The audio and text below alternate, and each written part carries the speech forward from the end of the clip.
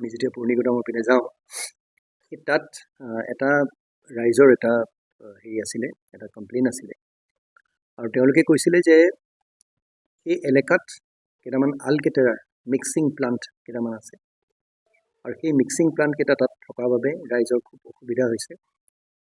বাৰম্বাৰ কোৱা সত্ত্বেও তেওঁলোকে কোনো কেৰেপকে কৰা নাই, আৰু সেই আলকেটেৰা মিক্সিং প্লাণ্টকেইটা, বিটুমেন মিক্সিং প্লাণ্টকেইটা থকাৰ কাৰণে এটা কদৰ্যময় পৰিৱেশৰ সৃষ্টি হৈছে। ৰাইজৰ স্বাস্থ্যৰ ক্ষেত্ৰত এটা খুব ডাঙৰ প্ৰভাৱ এটা পৰিছে। প্ৰায় 40% লোকৰ একেধৰণৰ হাওঁফাওঁৰ বা উশাহ লওঁতে কষ্ট পোৱা বা হাৰ্টৰ বেমাৰ হৈছে, আৰু হয়তো খুব কম ঘৰ বাচি গৈছে। সেইটো এটা খুব গুৰুত্বপূৰ্ণ এটা দিশ। লগতে আপোনাৰ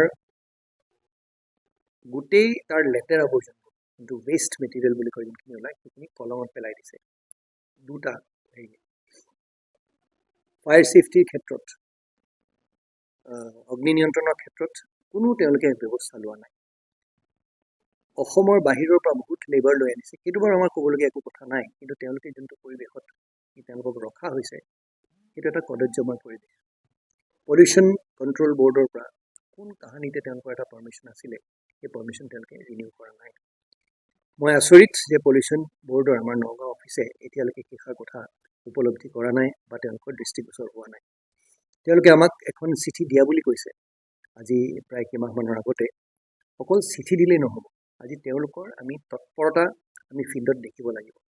আৰু পলিউশ্যন কণ্ট্ৰল এটা বৰ্ড অফিচ থকাতকৈ আজি মই ধৰি লওক চেয়াৰমেন ডাঙৰীয়াৰ লগত মই কথা পাতিছোঁ, তেওঁ খুব সুন্দৰ আমাক ৰেছপন্স দিছে, আৰু তেওঁ ইতিমধ্যে যি একশ্যন ল'লে পলিউশ্যন কণ্ট্ৰল বৰ্ডৰ পৰা সেই কাগজখনো আমালৈ পঠিয়াই দিছে, তেওঁক আমি ধন্যবাদ জনাইছোঁ।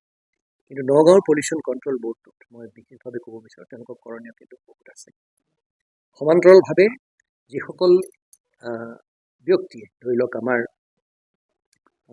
ৰাইজে কৈছে যে এইটো সম্পূৰ্ণভাৱে অবৈধভাৱে সেইটো হৈছে, প্লেণ্ট 1 নম্বৰ প্লেণ্টটোত তেওঁলোকে কোনো তেওঁলোকৰ লাইচেঞ্চ নাই, আৰু কোনোবা ভদ্ৰলোক এজন ঋষভ জৈন আৰু কোনোবা মিষ্টাৰ নাহাতা এজন আছে, তেওঁলোকৰ নাম হেৰি, ভদ্ৰলোকৰ নামটো আমাৰ আজি এছিষ্টেণ্ট ডিষ্ট্ৰিক্ট কমিশ্যনাৰ, আমাৰ এইবাৰ IAS প্ৰবেশ্যনাৰ তেজস অগ্নিহোত্ৰীৰ নেতৃত্বত আমাৰ ধৰ্মানন্দ কলিতা আমাৰ এছিষ্টেণ্ট কমিশ্যনাৰ দুয়োৱে এটা ৰেইড এটা কৰে, আৰু ৰেইড কৰি পেলাই তেওঁলোকে এই গোটেই তথ্যখিনি তেওঁলোকে বাহিৰ কৰিছে।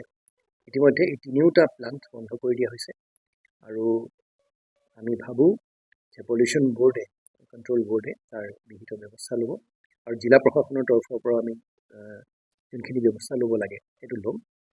আৰু আটাইতকৈ ডাঙৰ কথা এটা হৈছে, এনেকৈ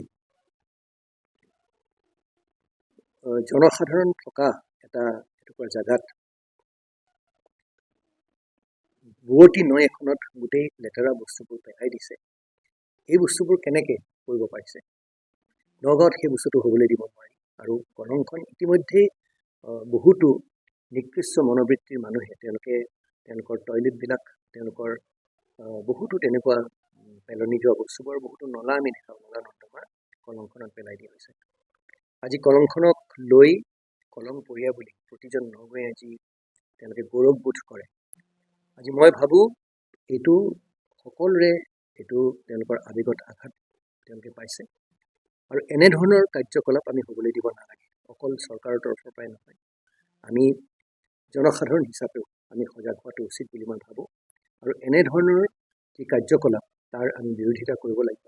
আৰু জিলা প্ৰশাসন আমি প্ৰতিশ্ৰুতিবদ্ধ, আমি আমাৰ পৰিসীমাৰ ভিতৰত থাকি যিখিনি কৰিবলগীয়া আছে আমি কৰি আহিছোঁ আৰু কৰিম। যিকোনো খবৰৰ বাবে যোগাযোগ কৰক 7099017330 লগতে 7099017110 নম্বৰত।